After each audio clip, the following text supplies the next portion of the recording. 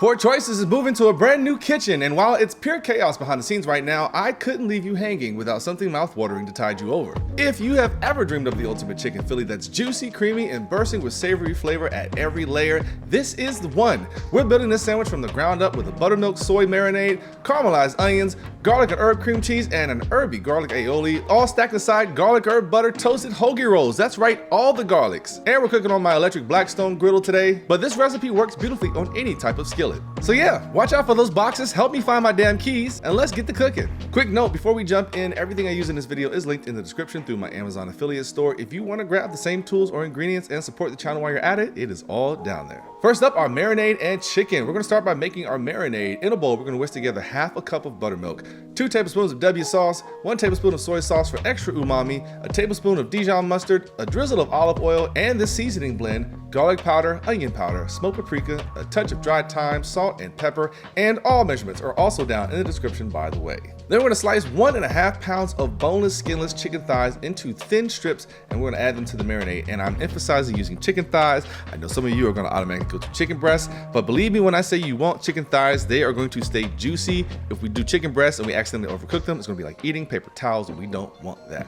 So pop your chicken into that marinade, mix well to coat everything evenly, cover it up, and then refrigerate overnight. The longer it sits, the more flavor it's gonna pull in, and the more tender that chicken's also gonna get. While the marinade's doing this thing, we're gonna knock out this garlic herb aioli. In a bowl, we're gonna mix together half a cup of mayo, 1 minced garlic clove, a teaspoon of lemon juice, a teaspoon of Dijon mustard, a teaspoon of W sauce, and half a teaspoon of dried tarragon. And we're also gonna season this with some salt and pepper, and we're gonna make sure we taste this. And then I suggest that you make this the night before as well, because it actually gets better the longer it chills. It's gonna allow all that garlic and those herbs to bloom and mellow out the flavor. All right, it is the next day, but right before cooking, we need to mix up our savory seasoning blend. So this is gonna be some smoked paprika, garlic powder, onion powder, ground white pepper, mustard powder, oregano or thyme, your choice, cumin, black pepper, and an optional but amazing pinch of MSG. Get that all mixed together in a shaker or in a bowl of some sort, and then we're gonna take that marinated chicken out of the fridge. We're gonna pat it dry, which is really important here, and we're gonna place it into a barbecue prep tub or any large container to keep things tidy. And then we're just gonna sprinkle that season liberally over the top and give that chicken a good toss until it's all fully coated. And the reason for patting off that excess marinade is just so when we put our chicken onto our hot surface, we're not steaming it, we're allowing it to actually make contact with the surface. And if there's just too much of that marinade on there, it's never gonna make contact. Don't worry, you're not wiping away any of the flavor. It's already inside that chicken. If you're using a Blackstone like I did, set one zone to medium high and the other to medium low, and then we're just gonna sear the chicken on the hot side until golden and caramelized. Now let's get our onions caramelized. You're gonna add a little bit of butter to your pan or griddle and toss in some very thinly sliced onions.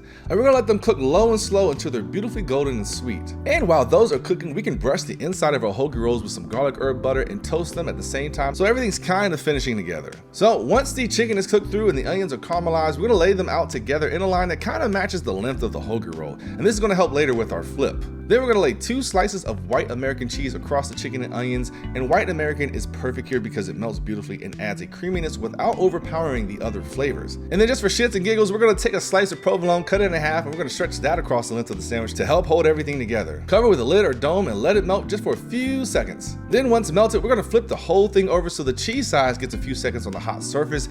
This gives it a little extra crisp and chew. And all this is happening pretty quickly, by the way. Next, we're going to hit it with our garlic and herb cream cheese, just a generous dollop across the top. Cover again briefly to let it soften, then mix everything together into one cohesive, cheesy, savory mass. Slather our bread with that creamy garlic aioli, and then we're gonna take our toasted hoagie roll, we're gonna place it on top of the mixture, slide your spatula underneath the whole thing, flip it over, and use the spatula like you're laying down mortar on bricks. Just ease it down gently and spread it across. And now you can plate this however you want. You can slice it in half, you can keep the whole thing whole. I'm tossing mine on a black slate board with some crispy fries on the side. Oh, and don't forget a ramekin of that garlic herb aioli for dipping. This is the kind of sandwich that doesn't just hit, it speaks. Savory, juicy, creamy, herby, crispy, it checks every box. Hey, this is Poor Choices Kitchen. If you tried this one out, let me know in the comments how it turned out. And of course, don't forget to like and subscribe and hit that bell if you want more ridiculously delicious sandwich content. And hey, if you want to help support these recipes and the channel, check out the Patreon link down in the description. $1 a month is all we ask for to help pay for recipes in these here inflated times. And there's also $2.99 YouTube memberships.